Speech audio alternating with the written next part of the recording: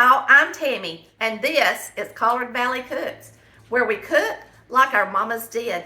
Today, we are making our crusty drumsticks out of our second cookbook, and they are absolutely delicious. So we're gonna get started, and I can guarantee you, once you make these, you'll make them again.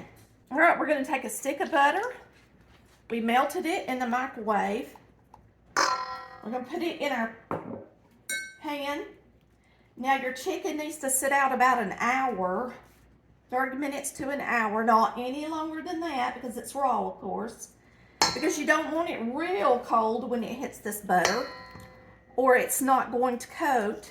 It's going to just turn hard on it, okay? All right, I got all these in here, and I'm just gonna toss them in this butter. Now, if you rinse your chicken off, make sure that it sits out and dries enough that this butter's going to stick to it. If not, then make sure you dry it with a paper towel before you put it in the butter, because you want it good and coated in the butter, because this is frying in the oven. Now, you can also do this in an air fryer, but this is an oven recipe. But of course, it can be used in an air fryer as well. So I'm going to wash my hands really good, and then we're going to mix up our flour and get these started. We are going to use 2 cups of flour. There's one, and this is self-rising flour. It does make a crunchier crust. And we're using our wonderful white lily. Now we're going to put in 2 teaspoons of salt, a teaspoon of pepper,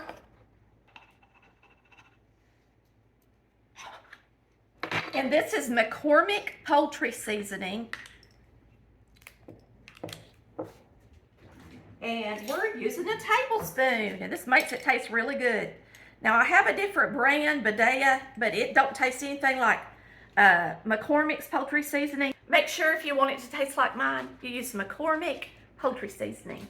That's my favorite poultry seasoning when I'm cooking chicken or chicken and dumplings, okay? So what we're gonna do, we're gonna get us out a whisk.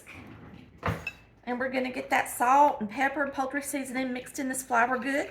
Boy, these are good chicken legs. I mean, good. Alrighty, Chris laid out Italian breadcrumbs. I said, honey, we can't use Italian breadcrumbs on chicken legs.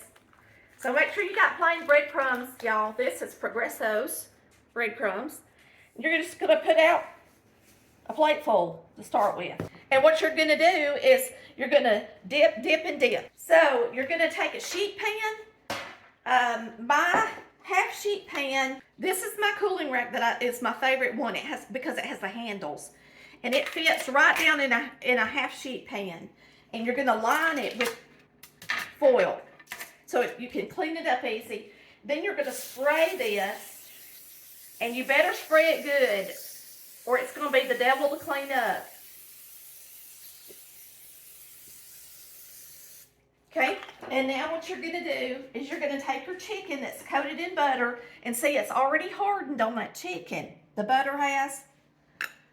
That's why you gotta make sure and let that chicken sit out just a little bit. I let it sit out an hour. And then you're gonna dip it in the flour. Shake off the excess, then the breadcrumbs. And you're gonna press them into the chicken the best you can.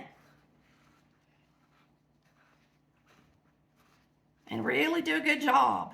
It takes a little bit of time, but you can do this while your oven's preheating. And that's how you're gonna do it, just like that. And you're just gonna pick them up and put them over here on your baking sheet. Now, Chris loves chicken legs, don't you, Chris? Oh, yeah. I can't wait. We ain't had these. I don't think we've had these since we moved here. I don't think we have either. Y'all, we used to make these regularly when we had the kids at home, because they love chicken legs.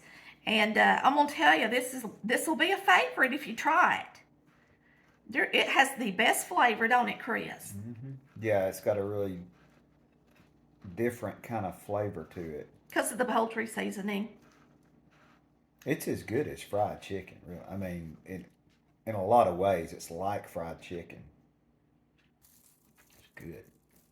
If you don't have a rack like this, I like to use a rack, but if you don't have one, you can always use parchment paper and put your chicken directly on the parchment. It'd be perfect for an air fryer. This is before we had an air fryer, wasn't it? When we used to make this. Yes. But now this would be good in an air fryer. We didn't even know what an air fryer was when you started making this. Oh, Lord, no. All right, y'all can see my chicken. The butter's all hard because it's sitting in front of the air conditioner. And so you got to do this really quick because it needs to be soft enough that your breadcrumbs are going to stick in that flour. So I heated up some more butter so that it would melt what's already on here. And I turned off my air conditioner so that it wouldn't blow on it no more. All right, so now it's going to be nice and juicy and easier for the breadcrumbs to stick to because they got to have something sticky to stick into. That's what happens when you're videoing and talking. Well, when we used to make it, we weren't videoing and talking. We were just making it. Right. Messing around. And you used to didn't make it, I did, didn't you, Chris? Chris was always at work and I had supper made when he came home. You were back in the good old days, wasn't it, Chris? Mm-hmm. Except you had to work. Yeah, that wasn't good.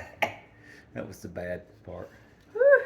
I'm sure you'd rather be retired and watching me cook and videoing than being back at work. For sure. So now it's doing perfect. That's what you want it to do. You want that butter to be wet enough that when you get your flour on there, it'll stick. It's still sticky. Yeah. And wet looking. And that way, these breadcrumbs will stick into it. That's the secret. Right there. And I'm going to tell you, if your chicken legs are cold as ice, it's not going to work good. We miss our old favorites sometimes because we get to making new stuff for y'all and we forget to grab these old favorites of ours that we've been making forever. They're the good recipes, old standbys. All right, they bake for 20 minutes at 425 to get nice and crunchy and seared. And then you turn down the oven to, let's see, 400 and you bake them 40 more minutes. So they're gonna be in the oven for an hour. So you've got plenty of time to do whatever else you need to do for supper. Boy, there's some big old chicken legs too. So they definitely need to cook a while.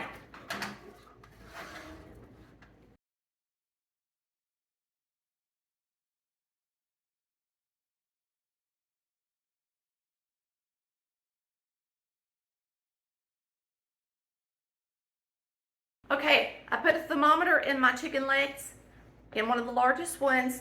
It says it's 188 degrees.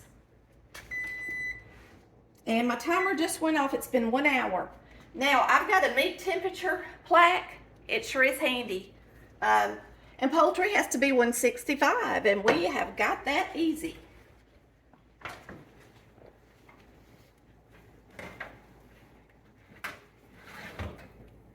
Let me pull this out before I yank it across the room. And there's our chicken legs. We're just having some finger food because I've made us some corn on the cob. And it's fresh corn. It's gonna be good. We'll put a little pepper on it. And then we're gonna taste this chicken. Y'all, it's the best chicken ever. It's so good. I told y'all that at the start of the video, for real. It's so good, you don't want to wait on it to cool off before you get a bite.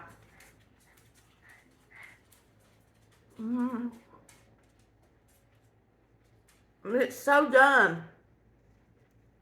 Plenty done. Really tender. And really delicious. These chicken legs are so good. You'll make them again. Won't they, Chris? Oh, yeah. I can't believe we've gone this long without making them. Me either. We must have lost our mind. Y'all make you some good old drumsticks, and we'll see you next time on Collard Valley Cooks, where we cook like our mamas did. Love ya.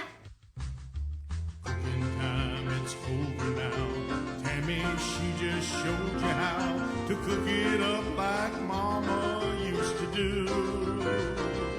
So go on out and have some fun. Now you're getting dinner done with Collard Valley Cooks, your number one.